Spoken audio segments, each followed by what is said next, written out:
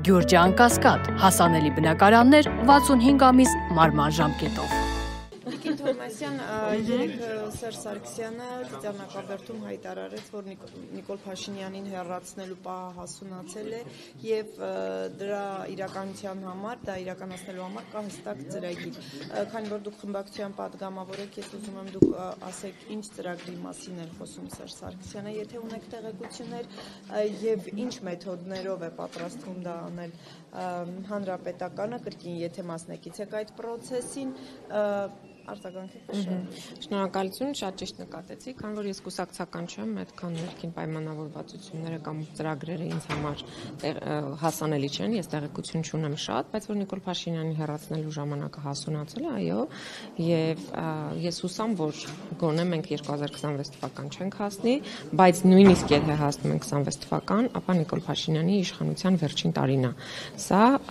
որովհետեւ մենք էլ տեղ չունենք ոչ զիջելու, ոչ սպասելու եւ ոչ նոր մարտահրավերների համար,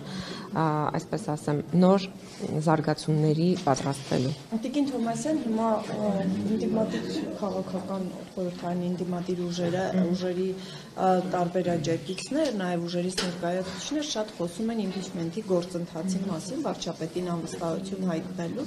Այս հարցը պատիվ ունեմ խմբակցությունը կոնկրետ քննարկում է, պատրաստվում է կոնկրետ ինչ-որ ժամկետում ներկայացնել ազգային ժողովին նախագիծ, որին կառաջարկի միանալ նաև ինդիմատիվ մյուս խմբակցությանը, որպեսզի վարչապետին անվստահություն հայտնելու գործընթաց սկսեն։ Որպես հավաքական տեսակետ պատիվ ունեմ, կարող եմ ասել, որ մենք իհարկե համարում ենք, որ իմպիչմենտը դա իրավական առումով լավագույն լուծումն է Նիկոլ Փաշինյանից ազատվելու եւ միակ իրավական ճանապարհն է խորհրդանի միջոցով, որպեսզի մենք կարողանանք Նիկոլ Փաշինյանին անվստահություն հայտնել եւ հեռացնել։ Բայց այս պահի դրությամբ մենք չունենք վարչապետի տեխնացու միասնական, որը որ կարող է կոնսոլիդացիա ապահովել նաեւ խորհրդանում, որովհետեւ իմպիչմենտի գործընթաց սկսելը մի բան է, ավարտելը մի բան է։ Սկսել կարող ենք հենց այս պահից եւ ես ուրա Հերմինեն, ես արդեն ունեմ իմ վարչապետի տեխնացուն, ես Հերմինեին առաջարկել էի, այսինքն սկսել կարող ենք միշտ, բայց գործընթացի ավարտի համար մեզ անհրաժեշտ են ձայներ, բայց այս պահի դրությամբ, ինչպես ֆիքսեցի, պատիվ ունեմ խմբակցությունը չունի վարչապետի տեխնացու, եթե լինեն այլ առաջարկներ, սիրով կքննարկենք եւ սիրով կհամաձայնենք։ Եթե նախագիծը չի ներկայացվում, պատճառը այն է, որ պատիվ ունեմ խմբակցությունը չունի վարչապետի տեխնացու։ Բա պատճառը հենց այդ է։ Այսինքն դրա համար նախագիծը չի ներկայացվում, որտեղ խմբակցությունը չունի վարչապետի տեխնացու։ Ես ունեմ առանձին որպես անկուսակցական падգամավոր։ Համեցեք Նարեկ ջան։ Տիկին Թովմասյան, որպես իշխանափոխություն լինի, նաև պետք է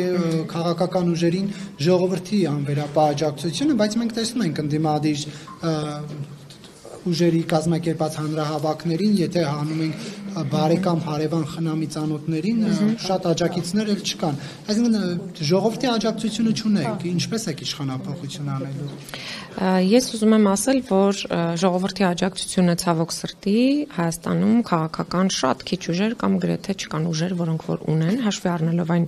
բոլոր հարցումները, որոնք իրականացվում են, եւ այդ բոլոր հարցումների արդյունքում Հայաստանի քաղաքացիների 70%-ը անտարբեր է։ Նրանք որևէ քաղաքական process-ի նկատմամբ հետաքրքրություն չունեն։ Եվ մենք ինչ խոսում ենք մեր բոլոր պրոյեկտները, մեր բոլոր կարծիքները, տեսակետները, վերլուծությունները ձևավորում ենք 30% ազնիվ եւ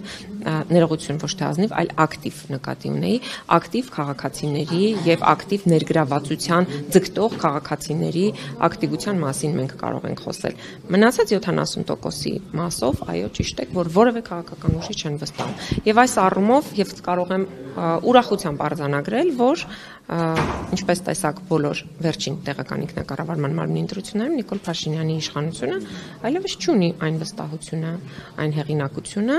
ինչ որ ուներ նախկինում եւ ընտրությունների միջոցով նույնիսկ հնարավոր է հասնել իշխանափոխության, ինչպես դա եղավ Գյումրիում եւ Փարաքարում։ Եվ եթե նկատեցիք, երկու տեղերում էլ հաղթեցին ընդդիմադիր տեխնացուներ։ Այսինքն ընդդիմադիր տեսակը, ընդդիմության տեսակետները այնուամենայնիվ շարունակում են մնալ դոմինանտ եւ ընկալելի քաղաքացիների համար։ Տիկին Թովմասյան, բայց այնուհանդերձ տարակուսելի չէ, որ 7 տարի առաջ համաժողովրդավարական շարժմամբ մերժված երկրի ղեկավարը խոսում է մեծ վստահությամբ իշխանափոխության մասին, այսինքն նրան մերժել է ժողովուրդը եւ ինչու է նա հիմա փորձում էլի նման գործընթացների մեջ մտնել։ Նարեկ ջան, ես կարող եմ մի բան ասել, որ քաղաքացիների մեծ մասը, ովքեր որ համարում էին, որ Սերժ Սարգսյանի իշխանությունը պետք է հեռանա, եւ չմոռանանք, որ այդ թվում եղել եմ եւ նաեւ ես, բայց այն արհավիրքը, ինչ որ բերեց Նիկոլ Փաշինյանը մեր գլխին, մեր երկրի գլխին, մենք հիմա երանի ենք տալիս, այն մեր քննադատած ու մեր մերժած ժամանակները։ Այո, երանի ենք տալիս, որտեվ ունենք անձամբ երանի եք տալիս։ Դուք սպասեք, ես ավարտեմ, Նարեկ ջան։ Ես երանի եմ տալիս այն Հայաստանը, որ մենք ունեինք Սերժ Սարգսյանի օրոք, եւ երանի եմ տալիս այն Արցախը, որ մենք ունեինք Սերժ Սարգսյանի օրոք, եւ նաեւ երանի եմ տալիս այն կոռուպցիոն համակարգին, որ կար Սերժ Սարգսյանի օրոք։ Դուք լսեցիք ես դատախազին ինչ հարցեր տվեցի, կհետևեք հիմա իմ ելույթին, հետո կհետևեք նաեւ նիստերի դահլիճում իմ ելույթին ու կտեսնեք այդպիսի կոռուպցիոն գործարքներ, որոնք որ հիմա են տեղի ունենում, Սերժ Սարգսյանի օրոք երբևէ եղել են թե ոչ, եւ որևէ իշխանության օրոք։ Բայց գուցե Հայաստանը եւ Արցախի ավերման պատճառ դարձան ձեր երազած այդ կոռուպցիոն համակարգը, որը Սերժ Սարգսյանի օրոք կար։ Դուք հիմա ես չեմ հասկանում ձեր հարցի իմաստը։ Ես ասում եմ, այն կոռուպցիոն համակարգը, որ կար, ավելի երազելի էր, ավելի երանելի, քան այսօր ինչ որ կար։ Որում չի կարող երանելի լինել։ Մենք ամեն ինչ խոսում ենք համեմատության մեջ, Նարեկ։ Եթե այդ ամեն ինչը լավ լիներ, ես հրապարակում չէի գնա կանգնի։ Ես դրա համար հատուկ հիշեցրեցի իմ անհամաձայնությունը։ Բայց ես ասում եմ, մենակ անիվի գործարքը, որ վերցնենք 25 միլիարդ դրամ, ժողովուրդ, այդ մարդիկ sense պատրեցին, շպրտեցին ու որևէ մեկը պատասխանատվություն չի կրում 22 թվականից սկսած։ Գործը կա, մեղադրյալներ չկան։ Այսպիսի գործ հիշում եք այն ժամանակ, մի հատ օրինակ բերեք։ Չէ, չեմ ուզում բանավեճի մեջ մտնել։ Օրինակ բերեք, մի հատ օրինակ բերեք, Նարեկ ջան։ Իշխանության օրոք կա կոռուպցիա, թալան եւ այլն, բայց դա չի նշանակում, որ մենք պետքա Ես չասեցի, որ լավ է, ես ասեցի երանելի են, երբ որ համեմատում ենք։ Ես չասեցի, որ լավ էր։ Եթե լավ լիներ, ես հրապարակում չէի լինի, Նարեկ։ Իսկ մի բան է, գործընթացներից հետ հիշում եք ավելի ահավոր են, քան նախկին։ Այդ դեպքում հասարակությունը ինչու ավելի քիչ կոռուպացված ուժերի հետևից այս պահին չի գնում։ Ի՞նչն է խնդիրը, որ ընդդիմադիրները չեն հաջողում։ Ես ասացի, որ հասարակության 70% ժողովուրդ ջան անտարբեր է, ու այդ բանալին, եթե ես իմանայի, այդ 70%-ը ակտիվ կլիներ։ Եթե ես այդ բանալին ունենայի, դա մի հոգու հարց չի, դա ամբողջ Հայաստանի Հանրապետության քաղաքական դաշտի հարցն է։ Եվ այդ նաև այն խոսույթի հարցն է, որ ազգային ժողովում է, այդ նաև այն տեսարանների հարցն է, որ ազգային ժողովում հաճախ մարդիկ տեսնում են։ Այսինքն քաղաքական process-ների նկատմամբ կա տոտալ անվստահություն, եւ դա հենց ի սկզբանե ես իմ խոսքում արձանագրեցի։ Ակտիվ 30%-ը ընդդիմադիր է։ Ես թույլ տվեք ասել, ակտիվ 30%-ի մեծ մասը ընդդիմադիր է։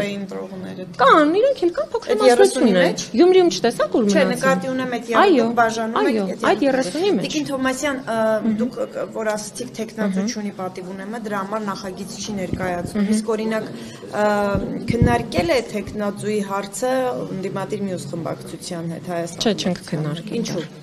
Չի եղել դրա։ Որ իրենք տեխնատու ունենան, առաջարկեն մեզ, որովհետև մենք այդպիսի նախադեպեր շատ ունենք։ Եթե օրինակ հիմա մենք համատեղ նախագիծ ունեինք բան խոսել ենք, նստել ենք եւ որոշել ենք, որ էթիկայի հանձնաժողով ձևավորենք։ Եթե ունենան իրենք առաջարկ, բնականաբար մենք շատ օպերատիվ այդ հարցը միասին իմի կբերենք։ Ես իմպիչմենտի հարցը անընդհատ բարձրացվում է։ Հայաստան խմբակցությունից արձագանք որևէ եղել է թե ոչ։ Կարող եք Հայաստանից հարցնել, սիրելիներս։ Ես Հայաստան խմբակցության փոխարեն ոնց պատասխանեմ։ Ես ճիշտ հասկացա, Տիկին Թովմասյան, դուք չեմ կարող ասել, որովհետև այդ պատիվ ունեմ դաշինքը հիմա որպես այդպեսին գոյություն չունի արդեն։ Այսինքն շատ բան է փոխվել։ Տիկին Թովմասյան, դուք ուղիղ տարբերություն, այսինքն կապ տեսնում եք։ Ինչի հետ կապ տեսնում եք օրինակ Փաշինյանի Ադրբեջանի Թուրքիայի դրոշ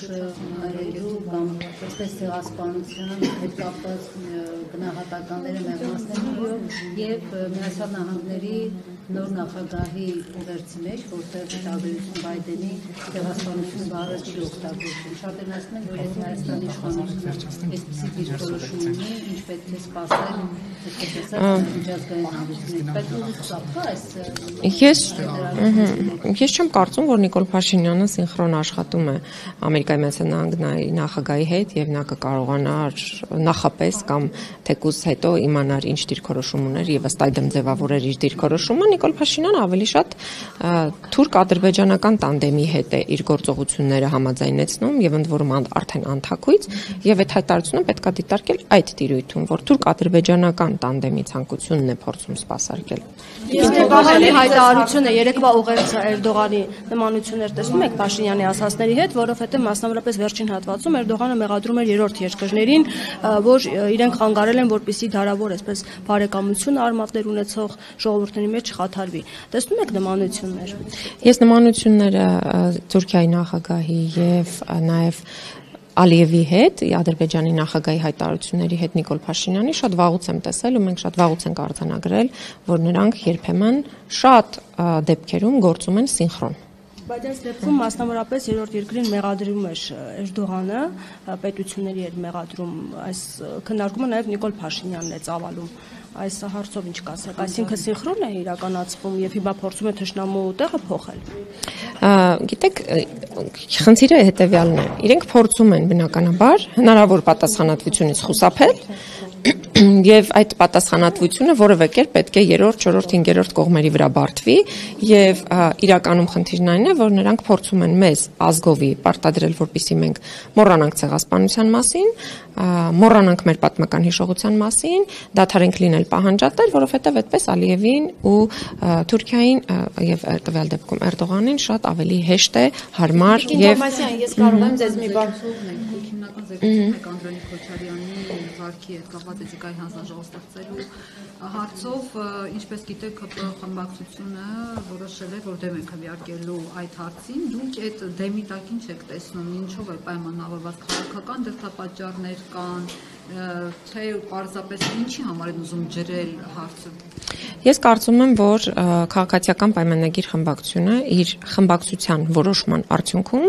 ազդարարեց, որ ինքը հովանավորում է լրագրողների հետ լկտի վարքագիծը եւ ինքը հովանավորում է, որ այսուհետ Անդրանիկ Քոչյանը կարող է շատ ավելի վատ դրսևորել իրեն, քան դրսևորեց ձեզ հետ։ Եվ հետեւաբար այլ քաղաքական գնահատական այստեղ չի կարող լինել, մնացածը թույլ տվեք ասել ստախոսության ժանրի մեջ են, որովհետեւ իրենք որ ասում են մենք մշտական էթիկայի հանձնաժողով կձևավորենք եւ այլն, Ժորժան, այդ մշտական հանձնաժողովը հետին թվով չի քննելու Անդրանիկ Քոչարյանի հարցը։ 1. Երկրորդ, էթիկայի հանձնաժողով մշտական որպեսզի ձևավորվի, դա պետք է լիներ ազգային ժողովի ձևավորմանը զուգահեռ, երբ որ ձևավորվում էին հանձնաժողովները։ Հիմա մենք սահմանադրության, ազգային ժողովի կանոնակարգ սահմանադրական օրենքի փոփոխության ճանապարհով իրենք պիտի գնան, եւ այստեղ ես կարծում եմ, որ իրենք իրավունք չունեն այլևս ակնկալել, որ ասում են մենք ակնկալում ենք ընդդիմադիր ուժերի աջակցությունը, ընդդիմադիր ուժերը ձեզ չեն կարող աջակցել այն մի պարզ պատճառով, որտեղ դուք խաբեբա եք, դուք ստախոս եք եւ դուք չեք քննելու Անդրանիկ Քոչարյանի վարքը։ Եվ հիմա հետագա, այսպես դնենք, ասենք ապագայի համար ապառնի ժամանակով, դե դեպքում 26 թվականին կձևավորվի խորհրդանը, 26 թվականի ուժերը կհամարեն, որ էթիկայի մշտական հանձնաժողով պետքա կձևավորեն։ Չէ, այս ինչ դերասանություն ընդհանրապես։ Հիշեցիք, որ պատիվ ունեմ չունի տեխնացու դրա համար impeachment-ի գործընթաց չի սկսում, ո՞նց է հնարավոր, որ խորհրդանական ուժը, որը նախկինում տարիներ շարունակ իշխանության էր, հանրապետական կուսակցություններ եւ 20 պլյուս տարի իշխանություններ, հիմա ինստիտուցիոնալ կուսակցություններ ուժ է ու չունի տեխնացու, դա ո՞նց է հնարավոր։ Բայց ինչի՞ եք զարմանում, նորմալ է։ Հիմա եթե քաղաքական ուժը, հանրապետական կուսակցությունը եւ հայրենիք կուսակցությունը համատեղ որևէ տեխնացուի մասին որևէ հայտարարություն մինչեւ այս պահ չեն արել եւ որևէ որոշում չեն կայացրել եւ որևէ տեխնացուի շուրջ չկա կոնսենսուս։ Ինչի՞ եք զարմանում։ Ոչ, մենք չունենք տեխնացու, Ժորժ ջան։ Եկեք սովորենք մի բան, դուք հարցնում եք պաշտոնական տեսակետ, հարցնում եք, ունեք պաշտոնական տեխնացու, ասում եմ ոչ, ասում եք քննարկել եք, ասում եմ ոչ, չունենք տեխնացու, էլ դրանից ավելի չի կարելի։ Չունենք տեխնացու։